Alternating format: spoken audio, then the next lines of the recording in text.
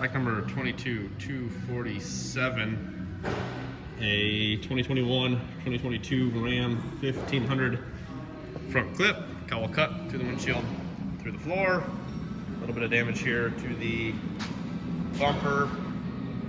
Needs work there. Does have park assist sensors in it and fogs. There we are. Check out over here. Walkways there as well. It's all jazzed up here on the passenger side fender. Gonna need a new one of those.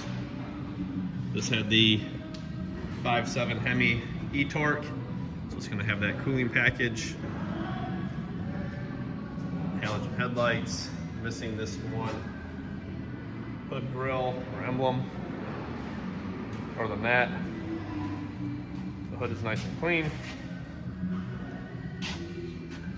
Pop it open. Here we go. Let's take a look. Comes with the cooling package for the 5.7 e-torque, fan, radiator, condenser.